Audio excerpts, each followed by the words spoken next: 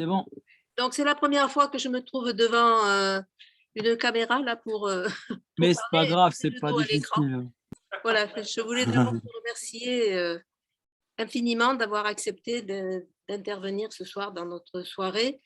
L'automne palestinien, je t'enverrai un programme par la suite, un peu tard, l'automne palestinien, voilà. Donc, a commencé hier soir par la projection du film One More Jump, dont voici l'affiche, Ouais, qui montre les jeunes de Gaza qui pratiquent le parcours. Et le thème de l'automne palestinien cette année, c'est une jeunesse en résistance, la jeunesse palestinienne. Voilà, et on a souhaité, on espère que tu vas pouvoir nous parler de cette jeunesse. ouais, avec plaisir. Donc, merci beaucoup à toi, Françoise, et à tout le monde qui assiste avec nous aujourd'hui pour la Palestine, pour notre juste cause, la cause palestinienne. C'est la cause la plus importante dans le monde entier pour le moment. Et avant et maintenant, elle va rester avec beaucoup d'importance jusqu'à la libération de la Palestine, et si Dieu le veut. Donc, merci beaucoup pour tout le monde d'être là avec moi aussi. Je suis vraiment fier d'être avec vous. Donc, tout d'abord, j'ai envie juste de me présenter. Donc, je m'appelle Walid Aboudiba. Je suis prof de français. Je suis palestinien de Gaza. Je suis prof de français. Ça fait 10 ans que j'enseigne la langue française en Palestine à Gaza.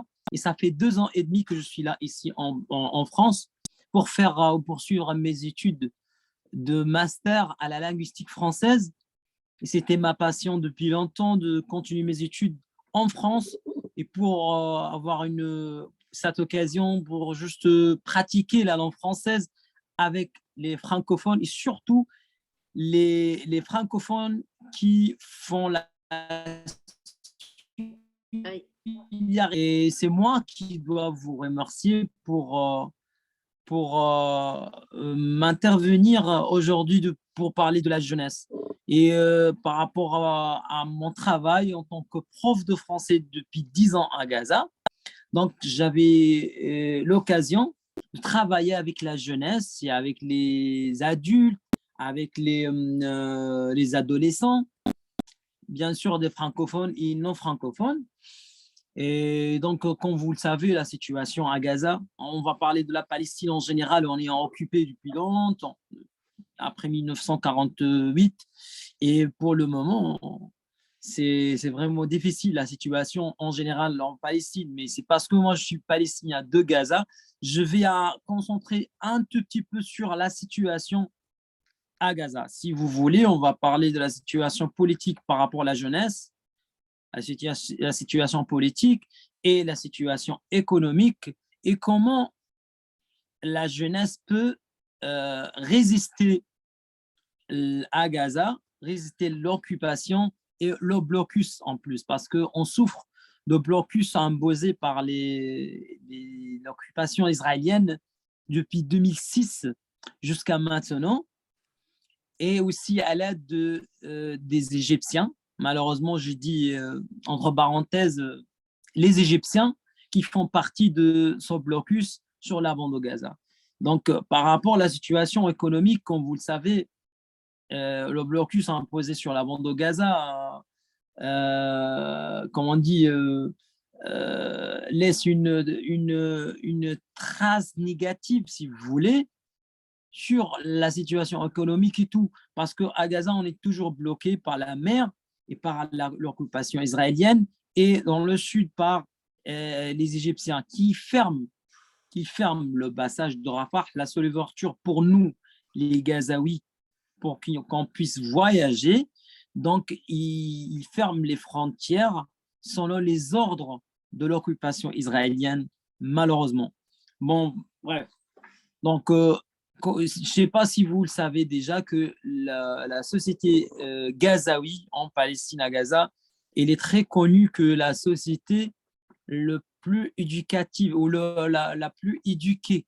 Ça veut dire environ, comment on dit, environ 90% Ils sont toujours éduqués. Donc, si on parle de ça, on peut trouver plein de diplômés qui ne trouvent pas un travail. Et c'est ça, on dit le cauchemar, euh, le cauchemar des Palestiniens gazaouis, de la jeunesse là-bas, malheureusement, parce que la majorité de la jeunesse là-bas, ils continuent leurs études, ils font leurs études et tout, mais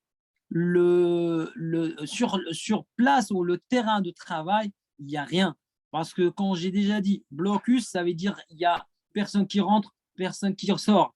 Il n'y avait pas de marchandises, il n'y avait pas de travail. Donc, on fait quoi? C'est ça le problème. Maintenant, le problème de chômage pour la jeunesse à Gaza.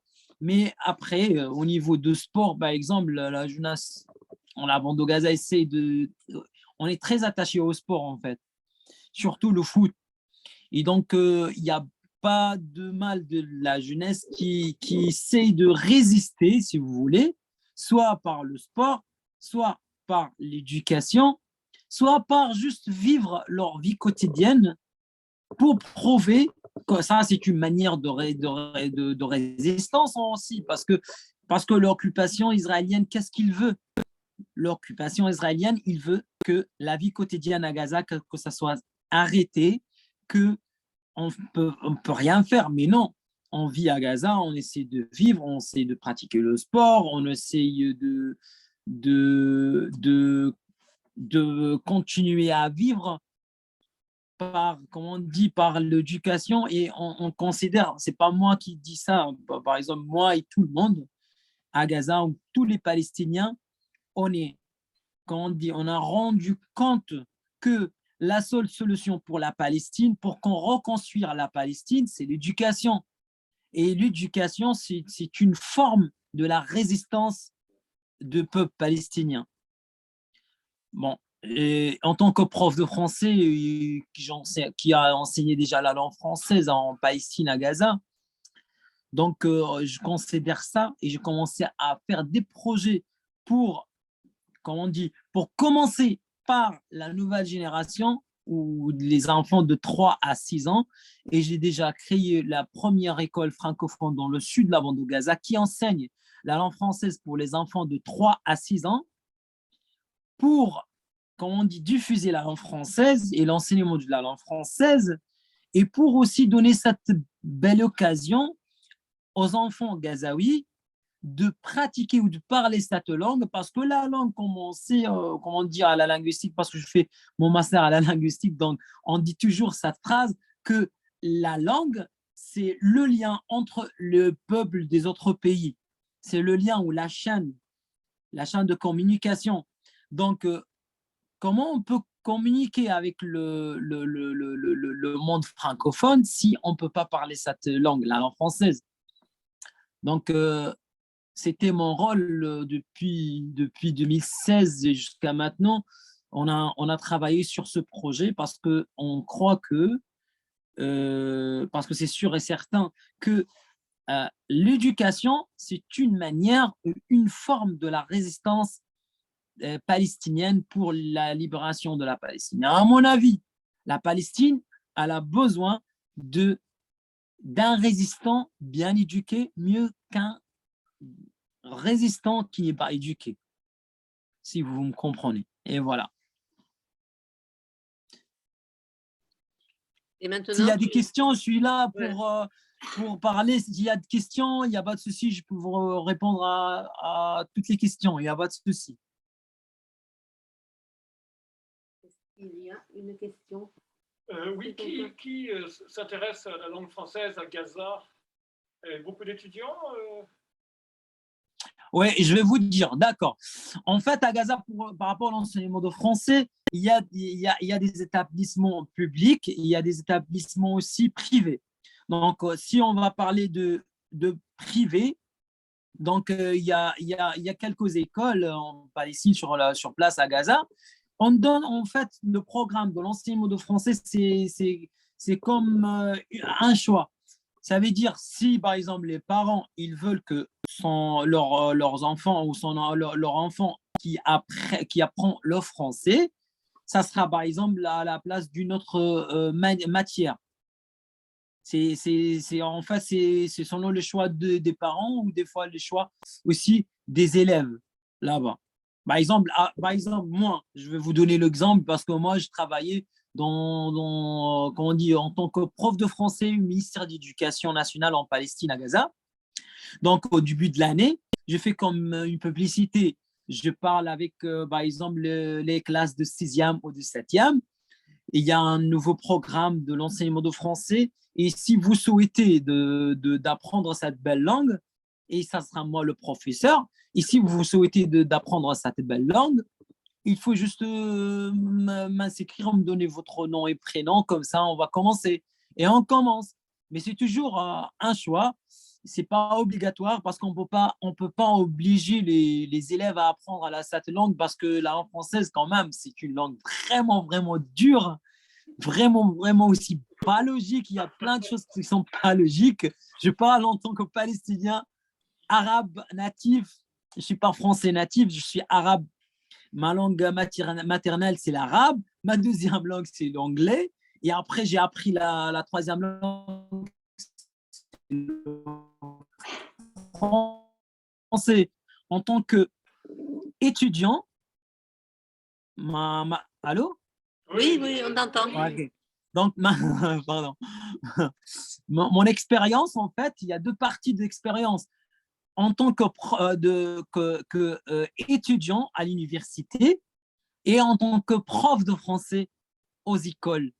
Donc, je trouvais après ça, et après aussi, maintenant, je suis étudiant, je fais le un master à la linguistique fondamentale et de Corbus en français. J'ai réalisé que vraiment, vraiment, la langue française est vraiment, vraiment compliquée à maîtriser. Et vous le savez déjà ça, parce qu'il y a des modules maintenant avec moi au master. Je te jure, c'est vraiment compliqué. Quand j'ai demandé des Français pour m'aider à ça, ils ont dit, Walid, est-ce qu'ils te donnent à l'université? C'est quoi ça? On ne comprend rien, même nous, les Français. Je dis, voilà. Donc, on parle un tout petit peu par rapport aux enfants ou par rapport aux élèves. Nos élèves, il faut qu'ils choisissent, en fait, d'apprendre la langue française. Comme ça, il y aura la motivation. S'il n'a pas la motivation, il ne va pas réussir. Et avec moi, par exemple, moi, j'ai beaucoup d'expérience, 10 ans d'expérience à l'enseignement de français. Donc, je connais très bien comment motiver mes élèves, comment je peux, comment je peux inviter les élèves de dégager le maximum de motivation, le maximum aussi de leurs énergies pour apprendre cette langue. Et j'ai réussi, ça va, c'est bon. Donc, et après aussi, une autre culture, c'est des fois, il y a des gens qui disent, ouais, on ne sait même pas parler l'anglais pour parler le français. Et après, des gens, ça sert à quoi d'apprendre la langue française? Mais à chaque fois, en tant que prof de français et activiste qui fait des œuvres humanitaires depuis longtemps et jusqu'à maintenant, depuis 2014 jusqu'à maintenant, j'ai fait des œuvres humanitaires comme les colis alimentaires et hygiène. Comme on dit, on a essayé toujours de soutenir les enfants qui ont des difficultés financières à fournir ces enfants des kits scolaires. Par exemple, les cartables, les livres et même les repas pour manger. Donc, on essaie de faciliter la vie quotidienne pour les enfants pour faciliter l'accès à l'éducation. Comme ça, ils seront motivés. Donc, à chaque fois, j'essaie de faire la publicité au niveau de mon école et aussi quand je parle avec les parents, avec tout le monde là-bas. Parce que j'ai dit, grâce à ma langue française, j'ai pu aider chaque année plusieurs familles qui sont dans le besoin, les familles défavorisées, les enfants ou les élèves qui ont des difficultés financières pour les aider à l'accès à l'éducation et aussi pour faire nos actions sur place à Gaza, en Palestine. Donc, on essaie de faire quelque chose. Donc, grâce à cette langue française que j'ai profité avec mes amis francophones. Et puis, les donateurs et donatrices, ils m'ont toujours envoyé des dons pour envoyer en Palestine pour réaliser des projets. Donc, si je n'ai pas cette langue, donc je peux pas réaliser ces projets. Donc, j'essaie de montrer toujours l'importance de la langue française et l'enseignement de la langue française. Et ça c'est le défi, en fait. C'est notre défi en tant que prof de français de faire la publicité, de montrer l'importance de la langue française partout et de parler de cette langue, malgré que la langue française, elle est, comme j'ai dit, elle est un peu compliquée, mais c'est une belle langue quand même. Hein. Bah ouais. Autre question. Ah oui, attendez, je vais pas terminer la deuxième partie de ma question. Désolé. Quand j'ai déjà dit, il y a des écoles privées et il y a des établissements publics comme l'université Al-Aqsa et l'université Al-Azhar. Et les écoles, quand on dit, qui font partie de la responsabilité du ministère de l'Éducation. Donc, on va parler du département de français de l'université Al-Aqsa, où j'étais diplômé, où j'ai fait mes études là-bas depuis 2003 jusqu'à 2008. Donc là, j'ai fini mes études là-bas et j'ai fait la licence, la langue française et méthode d'enseignement. La langue française et méthode d'enseignement. Et j'ai fait, la première année, c'était une année préparatoire parce qu'on a fait 5 ans. Maintenant, c'est 4 ans. Mais avant, à mon époque, c'était 5 ans. La première année, c'était une année préparatoire. Donc, ils commencent avec nous par 0. Et puis, à la fin de cette année, on fait un examen des 4 compétences. Parce que chaque langue, quand on enseigne chaque langue dans le monde entier, on travaille sur 4 compétences. La compréhension orale, la compréhension écrite, la production orale, la production écrite. C'est comme ça on fait l'évaluation pour n'importe quelle langue étrangère ou n'importe quelle langue dans le monde. Donc après, si tu réussis dans cet examen, tu peux continuer, tu peux faire la langue française et méthode d'enseignement. On a appris la culture française, théâtre, les littératures, les méthodes d'enseignement, techniques d'enseignement. En fait, tout. Ce n'est pas de la langue seulement, c'est la langue française et méthode d'enseignement. Parce que si tu apprends la langue et tu n'apprends pas les méthodes d'enseignement, ce sera compliqué à enseigner cette langue. Donc, c'est quelque chose, on dit, c'est comptable ensemble. Et il y a aussi un autre département de français, et ce n'est pas de français et anglais à l'université Al-Azhar. Mais à l'université Al-Azhar, ils sont pas, le français n'a pas la priorité, si vous voulez. Ils prennent quelques modules en français pour les débutants, et puis hop, c'est fini. Ce n'est pas comme l'université Al-Aqsa où j'étais diplômé. Et voilà. Et après, par rapport à Cisjordanie, il y a Jamiat Al-Najah, Jamiat Birzeit, l'université Birzeit, l'université Al-Najah. Il y a toujours un département de français vraiment magnifique là-bas. Là-bas, c'est mieux que Gaza, un tout petit peu, je dis mieux. Je ne parle pas académiquement ou au niveau académique, non. Mieux là-bas parce que là-bas, il y a des Français qui peuvent rendre visite la Cisjordanie. Et il y a des gens francophones qui peuvent venir et partir. Et même c'est facile parce que le consulat, ils sont là-bas, le consulat français est là-bas. C'est normal de suivre les activités aux écoles publiques à Cisjordanie ou aux universités. Ce n'est pas comme Gaza. Gaza, on est un peu abandonné, malheureusement, à cause de blocus. Et malgré ça, ça c'est aussi, on a déjà fait plusieurs formations en ligne à distance avec des universités comme l'université de Lyon 2, l'université du Lumière à Lyon 2. On a fait déjà plusieurs formations pour les profs de français pour en fait faire comme une mise à jour des méthodes d'enseignement et comment, parce qu'on fait toujours la langue française comme une deuxième langue étrangère. On l'appelle ça FLE, français, langue étrangère, ou enseigner la langue française en tant qu'une deuxième langue étrangère. Et voilà, quand j'ai déjà dit, l'enseignement de français, c'est aux écoles ou aux établissements publics et privés.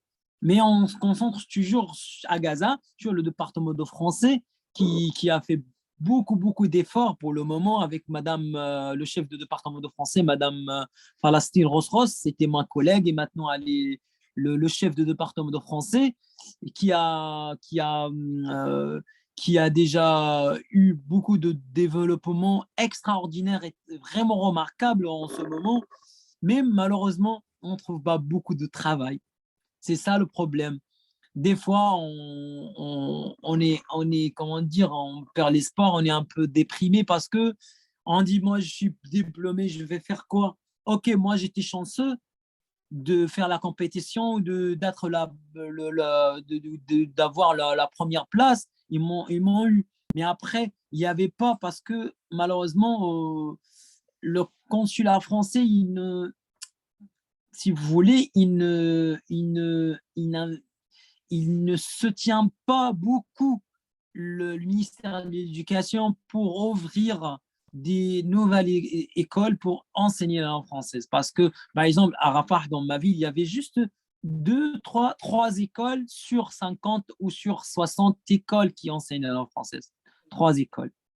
Et chaque école, il y a un prof de français. Imaginez s'il y a, par exemple, 60 écoles, 60 profs de français, donc ça va aller. Mais le problème maintenant, on ne trouve pas de travail. Donc, si on ne trouve pas de travail, donc les étudiants après le bac, ils ne vont pas choisir la langue française. Parce que c'est quoi le but de faire des études?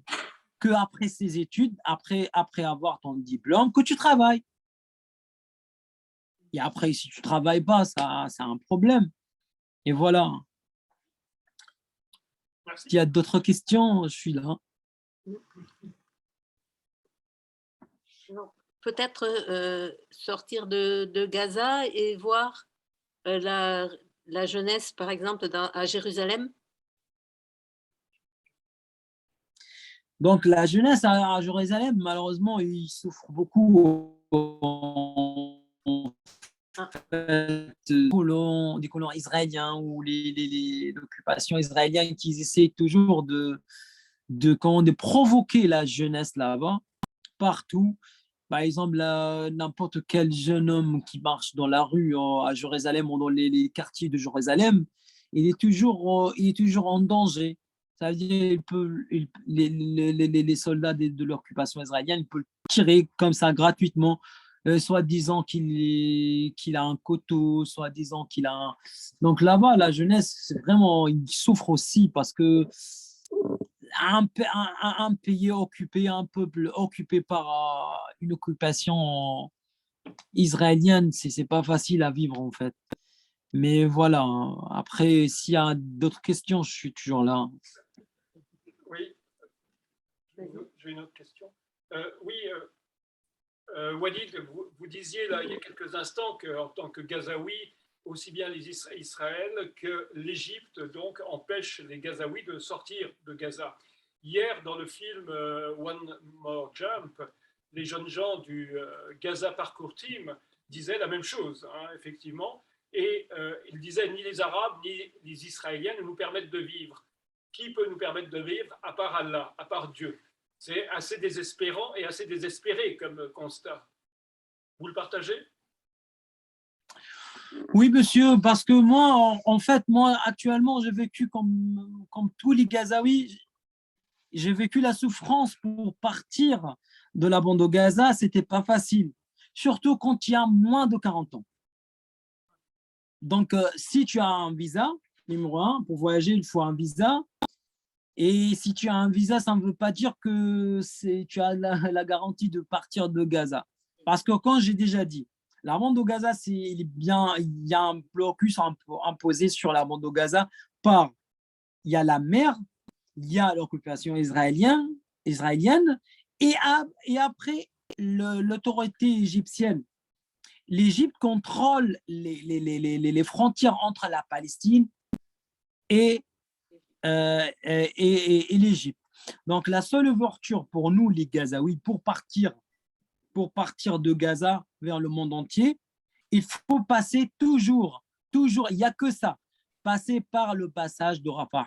Moi, j'habite dans la ville de Rafah et j'habite pas très loin du passage de Rafah. C'est juste 10 minutes à pied et j'arrive là-bas. Et par exemple, de chez moi, je peux voir je peux voir la frontière, je peux voir les quartiers en Égypte, de chez moi en Palestine. On est très proche. Bon, bref. Pour voyager, il faut passer toujours par le passage de Rafah et tu dois passer par le Sinaï du Nord jusqu'à l'aéroport du Caire.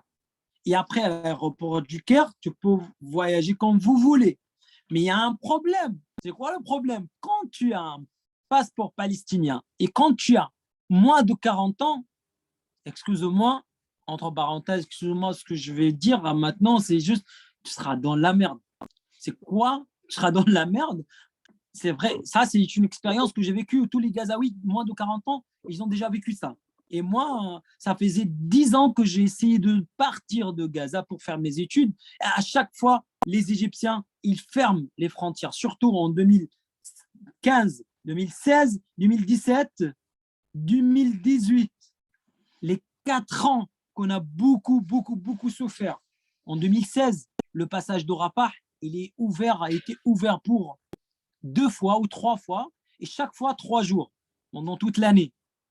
Imaginez le nombre des passagers palestiniens qui veulent voyager, parce qu'il n'y a pas que Walid ou que les étudiants qui souhaitent voyager en Europe ou dans le monde entier pour continuer leurs études.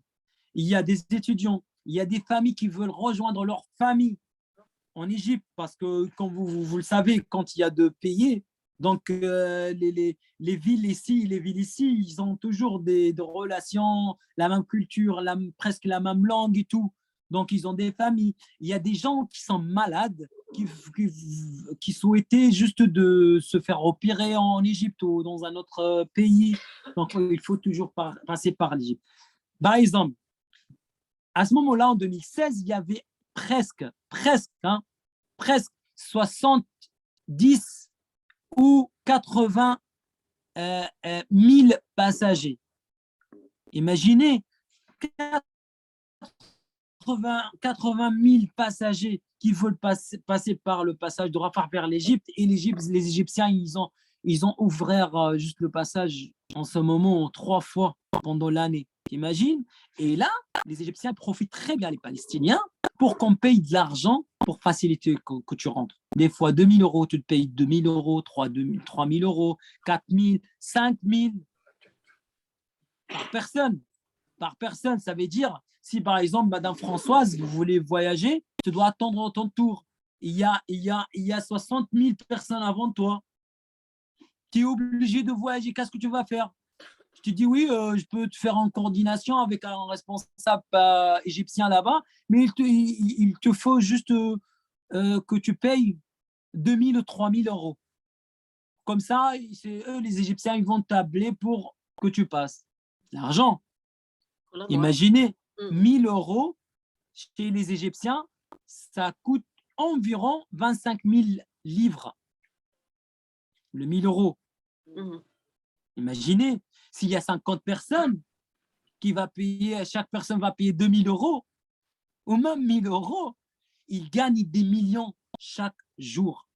Des millions d'euros des peuples palestiniens, des jeunesses comme moi. Bon, si tu es jeune, moins de 40 ans, tu passes vers les Égyptiens, ils te regardent que tu es moins de 40 ans, tu n'as pas le droit de circuler en Égypte. Qu'est-ce qu'ils vont faire? Ils prennent ton passeport, ils prennent ton téléphone, parce que c'est interdit de filmer ou de dire « oui, voilà les Égyptiens, qu'est-ce qu'ils font ?» C'est horrible. Ils prennent tout et te gardent pour le lendemain. Dès qu'ils font, dès qu'il y a un groupe, par exemple, des Palestiniens, ils vont nous mettre dans un bus avec des policiers. Soi-disant, on a peur pour vous parce qu'il y a des gens de Daesh au Sinaï du Nord, ou j'en sais quoi. Il faut la protection, machin. Mais on sait, on connaît très bien la vérité. Ils profitent, ils veulent. Il y a, dans le bus, il y a plein de policiers égyptiens. Ils nous accompagnent jusqu'à l'aéroport du Caire. Et après, ils nous mettent dans une prison. C'est une grande salle, mais bien fermée, et c'est tout. Pour moi, quand tu m'enfermes, tu prends mon téléphone, tu prends mon passeport, tu m'enfermes dans une très grande salle avec 50 100, 200 Palestiniens, jeunes hommes comme moi, moins de 40 ans. Ça, pour moi, c'est une prison. Et même, tu ne veux même pas partir ou sortir pour acheter un sandwich. Et après, ils te profitent. La femme de ménage, il te profite. Le soldat, il te profite. Les policiers, ils te profitent. Les commandants, ils te profitent. Chacun, il te profite pour gagner de l'argent. Tu veux manger? Ouais, ok, je veux manger. Ok, comment je peux acheter? Non, tu ne peux pas, c'est interdit. Mais voilà, si tu veux, je t'achète un sandwich hors dans l'aéroport qui coûte 1 euro. Dans cette salle, pour te ramener, ça coûte 20 euros. Un exemple. Profite, profite, profite. C'est comme si nous, on habite à Texas, on n'habite pas à Gaza, on n'a pas vécu la souffrance. Je te jure, c'est quelque chose qui me provoque à fond, qui me fait mal au cœur. Parce que c'est comme, pour eux, nous, les jeunes hommes, c'est comme si on est des virus, c'est comme si on est des terroristes. Mais qu'est-ce que tu gagnes qu'est-ce que tu vas perdre si tu vas nous laisser après voyager normalement? Et après, 2 heures avant ton vol, ils t'appellent, tu dis par exemple mon vol dans 2 heures, ils te ramènent, ils t'accompagnent jusqu'à les escaliers de l'avion et après ils te donnent ton passeport pour être sûr 100% que tu es rentré, tu donnes l'avion et bye bye, au revoir. C'est horrible, c'est horrible. En 2019, j'avais la bourse du gouvernement français, j'avais mon visa, j'avais tout. Et j'ai payé beaucoup d'argent, environ 1500 euros pour que je passe. Et puis, je suis allé là-bas à l'aéroport du Caire. Je te jure, le policier égyptien, il m'a insulté avec tous les sens des insultes. Pourquoi? Je ne sais pas. Et après, il y a quelqu'un qui m'a dit, il travaille avec lui, il m'a dit, eh bien, mon fils, il fait comme ça parce qu'il a besoin de l'argent. Donne-lui quelque chose, il sera content. Je dis non, je ne peux pas. Mais je parle de ma souffrance en tant que Palestinien avec les Égyptiens, juste pour partir. Imaginez. Et attends, quand tu sors de le passage de Rafah jusqu'à l'aéroport du Caire, là, il y a plein de checkpoints. Plein de checkpoints. À chaque checkpoint, tu peux attendre 1 heure, 2 heures, 3 heures. Et à chaque fois, les soldats, ils te demandent d'ouvrir tes valises. Ils regardent tes valises, par exemple, comme ça. Et après, s'il a quelque chose qui l'a plu, il va le prendre. Et si tu dis non, tu seras dans la merde. Désolé parce que ça me blesse beaucoup. Ça, c'est vraiment quelque chose que vraiment, ça me... Et si tu dis non, tu ne peux pas dire non. Parce que si tu dis non, je ne vais pas te donner, il va te dire, OK, reste toi et tous les autres en arrière de toi. Vous allez rester jusqu'à demain. Bye bye, ciao, c'est fermé. Le checkpoint, c'est fermé. Mais c'est quoi ça? C'est des Israéliens, des Égyptiens? C'est quoi ça? C'est quoi ça? Je te jure, c'est quoi ça? C'est de la folie. Moi, et après tout ça, j'ai passé, je parle de mon propre expérience en 2019.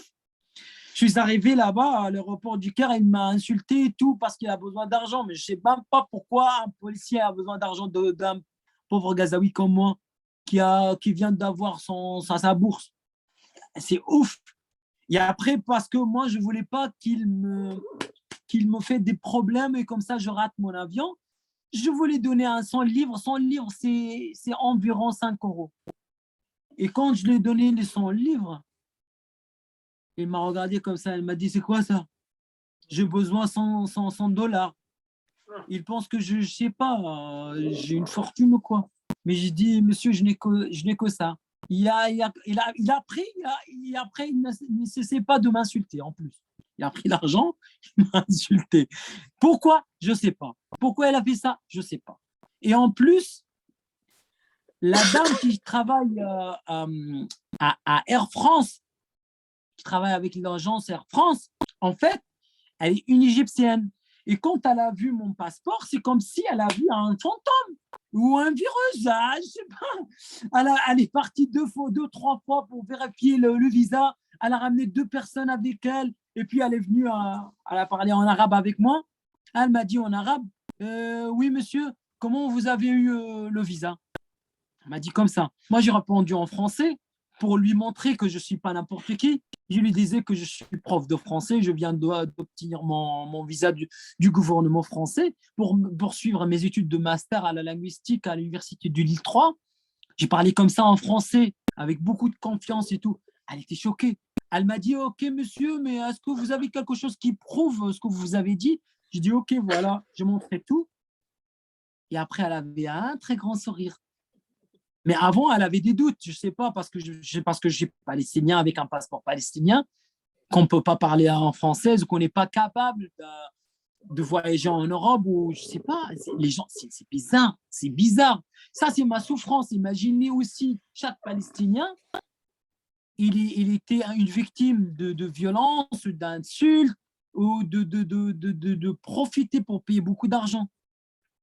Et voilà, ça, c'est la souffrance en général de nous. Et après, on n'a pas le choix. On n'a pas le choix. On est obligé de passer par les Égyptiens. On fait quoi? La dernière fois, je voulais rencontrer ma famille en Égypte. Ma mère et ma soeur étaient en Égypte. Je voulais voir ma famille le mois de mars, avril. Je suis arrivé là-bas et je voulais même payer de l'argent. J'ai payé de l'argent, ils m'ont volé. Et ils ne m'ont pas laissé de rester en Égypte. Ils me disaient, soit tu rentres à Gaza, soit tu rentres en France. J'ai dit non, je veux rentrer en France. Parce que j'ai moins de 40 ans. Et voilà. S'il y a d'autres questions, je suis toujours là. Pourquoi les 40 ans? Pourquoi, Comment? question, pourquoi les moins de 40 ans sont victimes de tout ça? Ok, pourquoi moins de 40 ans pour eux? C'est pas moi qui a fait la loi, c'est eux qui ont fait la loi. Ils pensent, mais voilà, mais c'est comme ça, ils pensent que quand tu as plus de 40 ans, tu es plus sage. Quand tu as moins de 40 ans, tu vas faire, je sais pas, des activités terroristes ou je sais pas. Je sais pas pourquoi c'est comme ça. Parce que pour eux, là, 40 ans, c'est l'âge de la sagesse. Comme, voilà, c'est comme ça. Les Israéliens font pareil pour rentrer pour que les Palestiniens entrent Des fois à comme ça, Jérusalem. des fois comme ça, des fois 60 ans, 50 ans. Mais selon le nom de ta famille, selon s'il y a des résistants dans ta famille ou pas. Ils ont des mesures. Hein. Voilà. Et Mais les Égyptiens, voilà. Oui, ce sont des Égyptiens normalement, devraient être solidaires des Palestiniens. Malheureusement, le gouvernement égyptien, ça c'est horrible. C'est horrible, ils ne les aident pas. Au contraire, ils aident l'occupation israélienne. Ils doivent être payés pour ça. Le problème que tu payes, et en plus, il te fait mal. Ils ne te laissent pas comme ça de circuler en Égypte. Ils ne te laissent pas. J'ai une autre question. Est-ce qu'il y a beaucoup de jeunes gens de Gaza qui veulent ou qui essaient de partir? Oh là là. Si, je ne veux pas dire des bêtises, mais 90% des jeunes gazaouis, ils souhaitent de partir de Gaza. Ils souhaitent de refaire leur vie. Ils souhaitent de trouver un travail, de faire de leurs études, de découvrir le monde entier, le monde qu'ils ne connaissent pas. Parce que pour eux, le monde, c'est Gaza. C'est la bande de Gaza. Et pour sortir, il faut je te jure, s'ils ouvrent la frontière, tout le monde va partir. Juste pour refaire sa vie, pour travailler, pour vivre la vie. Parce qu'on n'a pas de vie à Gaza, malheureusement. On fait quoi? Il n'y a que les bombardements, il n'y a que les coupures d'électricité, les coupures de l'eau, de travail, chômage, machin. C'est horrible. Imagine qu'un jeune homme de 25 ans, il n'a même pas 50 centimes pour acheter un sandwich ou pour acheter une cigarette ou j'en sais quoi. Il demande à son père qu'il ne travaille pas déjà. C'est horrible. C'est vraiment horrible. Ce que le film d'hier montrait bien. Hein, ce que le film montrait bien. Oui, Françoise. Attends, il y a une question. Je voulais savoir si les filles elles peuvent avoir la même éducation que les garçons et est-ce qu'elles peuvent sortir aussi de Gaza? Est-ce qu'elles peuvent faire des études? Est-ce que vous pouvez J'ai me entendu. répéter la question? Parce que je n'ai pas entendu. Donc, la dame demande si les filles à Gaza peuvent accéder à la même éducation, si elles peuvent aussi, Oui, elles peuvent sortir. si elles peuvent sortir aussi de Gaza. Bah oui, je vais vous dire une formation vraie 100%. Nous, à Gaza, on donne beaucoup de droits aux femmes chez nous. Elle a le droit de conduire, elle a le droit de travailler comme les hommes. Toutes les professions, tous les métiers que vous connaissez, il y a toujours une femme, un homme. Chez nous, on invite toujours, on encourage toujours la femme d'apprendre. Et c'est pour ça que vous allez trouver, s'il y a des statistiques, vous allez trouver que les filles ou les femmes qui travaillent, les filles qui étudient, ils sont plus nombreux que les garçons chez nous. C'est-à-dire qu'elle peut faire tout. Il y a des professeurs, des infirmières, des médecins, tout ce que vous voulez. Vous allez trouver toujours des femmes, plus que les hommes en plus. Ils ont toujours la chance, ils ont toujours, parce que la loi, il protège la femme, et aussi la loi islamique, dans la religion islamique, parce que nous sommes toujours avec la femme.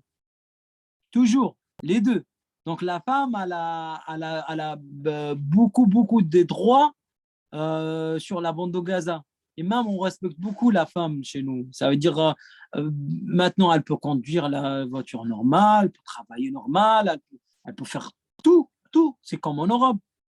Mais la différence, seulement qu'ils mettent la voile, c'est tout. Et après, c'est pareil.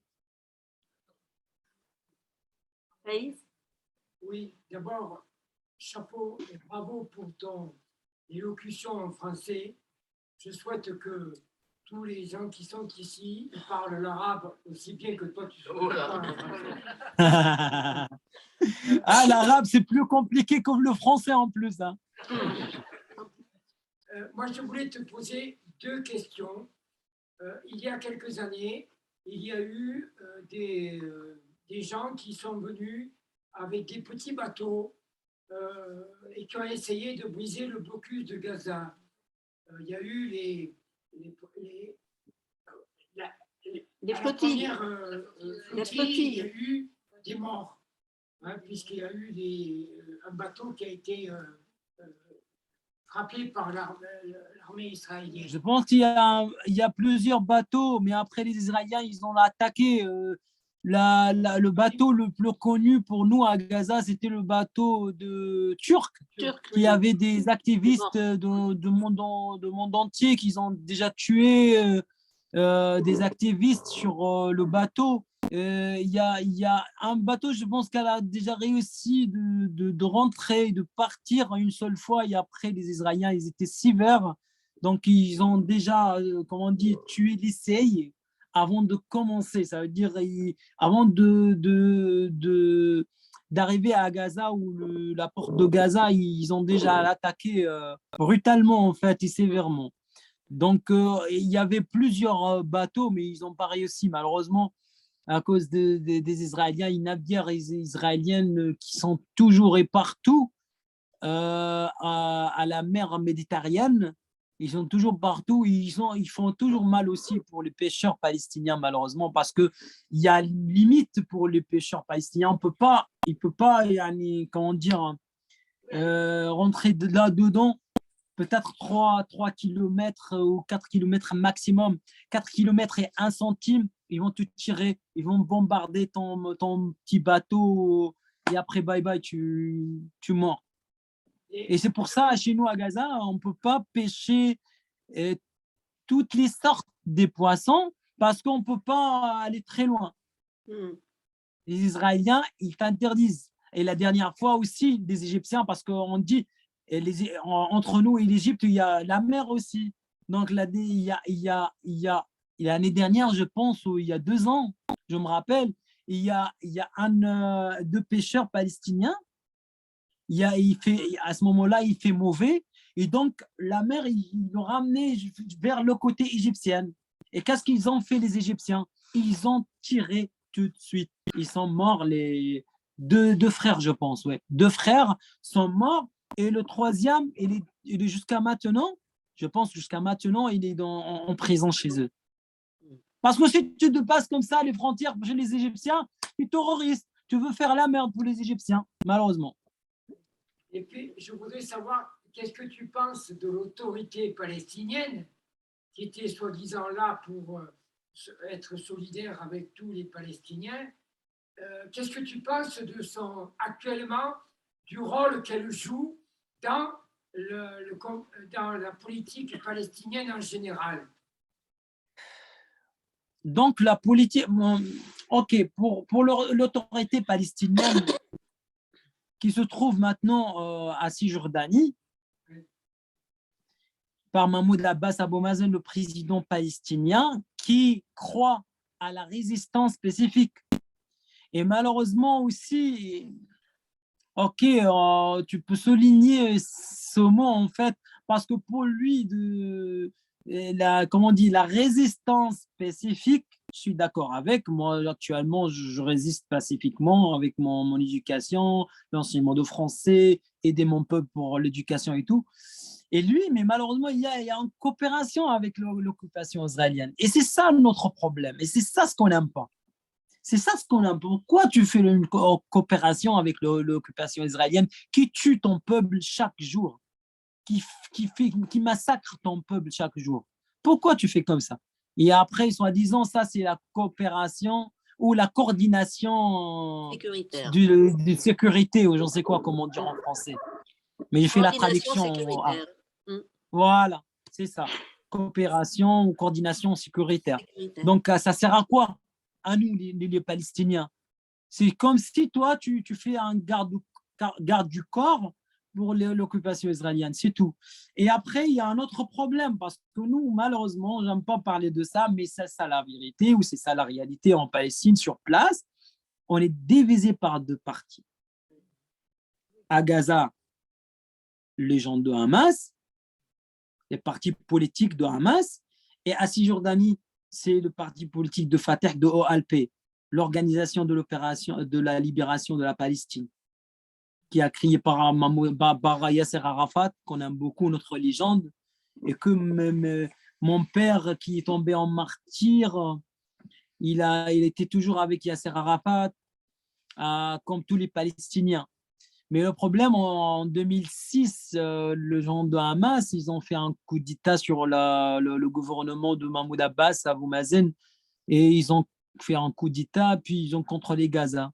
Maintenant, il y a toujours deux gouvernements,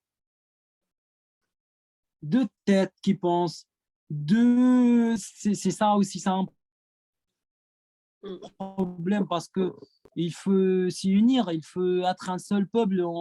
Et après, j'ai dit toujours ce mot, j'ai dit, nous sommes Palestiniens avant d'être Hamas ou Fatah. Nous sommes Palestiniens avant d'être tous ces partis politiques. Pour moi, je ne reconnais pas les partis politiques. Je déteste les partis politiques.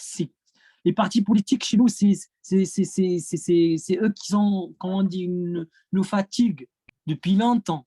Et c'est ça que les Israéliens, ils veulent qu'on soit des groupes. On n'est pas un seul peuple. C'est pour ça que j'ai dit toujours, nous sommes Palestiniens avant d'être Hamas ou Fatah ou Alpé ou je ne sais quoi.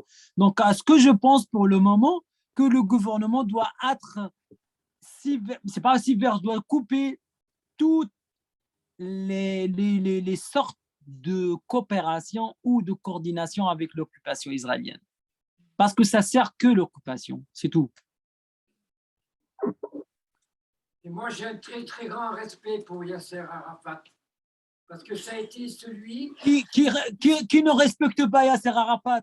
C'est quelqu'un qui a en fait vécu toute sa vie pour la Palestine. Il n'a jamais pensé à lui-même. C'est lui qui a fait la base pour le peuple palestinien pour le moment. C'est lui qui a montré la cause palestinienne au monde entier. C'est pour ça qu'il y a des gens qui font la solidarité avec nous à cause de lui. Parce que grâce à Dieu, puis grâce à lui, il il a diffusé ou il a montré la cause palestinienne dans le monde entier. C'est pour ça, c'est pour nous, les Palestiniens, c'est une légende, la légende palestinienne. Pour nous, il y a deux légendes en Palestine.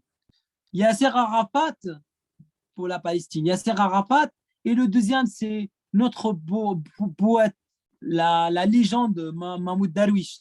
Pour nous, les deux, ça, c'est vraiment quelque chose où on dit ça, c'est notre héritage culturel. Alors ici, à Sandras, ce soir, après cette réunion que nous avons, il y a un spectacle, une lecture musicale de poèmes de Mahmoud Darwish.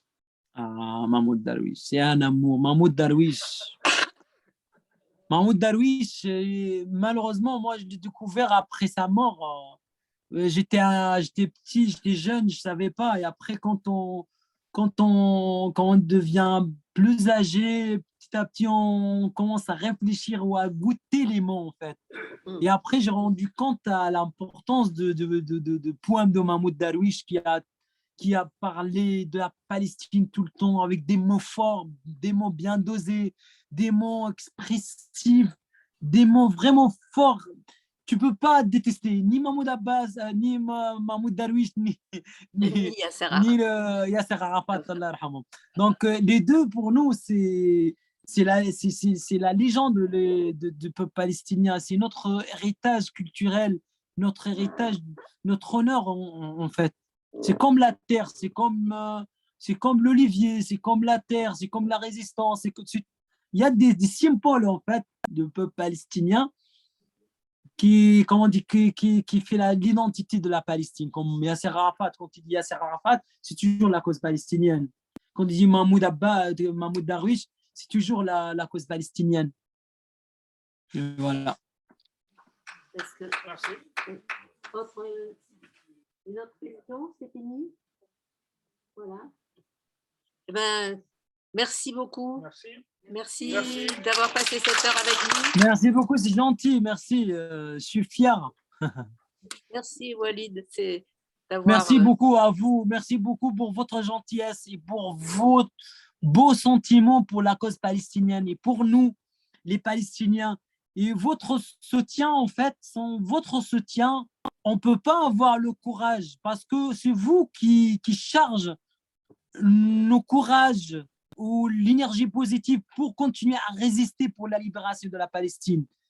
C'est quelque chose, si vous ne faites pas ça, on ne va pas résister. Si vous faites ça, on va résister. C'est la solidarité, c'est une question de solidarité et c'est une question de renforcer la justice et de refuser l'injustice. Et tout le respect pour vous et pour tous les gens qui ressemblent à vous, qui font la solidarité avec nous et pour la cause palestinienne. Donc, c'est chapeau pour vous. Il ne faut pas me remercier. C'est moi qui dois vous remercier. Réciproquement, c'est le courage, la détermination, la capacité de résilience, le soumoud des Palestiniens qui donnent de la force et du courage aux militants de la Palestine en France. Mais c'est quoi exactement? C'est quand tu dis pas 1 et plus 1.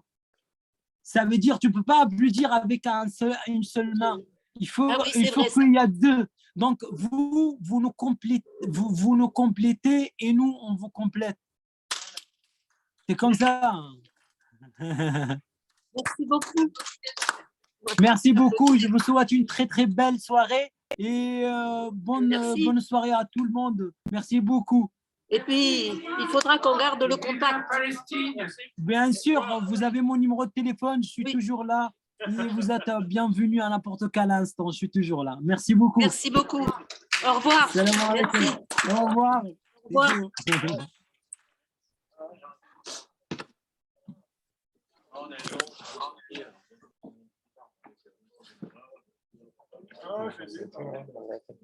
Quelques petites coupures. Oui, ça a été quand même. Oui, c'est possible, mais comment la gendarmerie. Non, mais là moi, je t'en ai pas voulu écrire. Ah merde.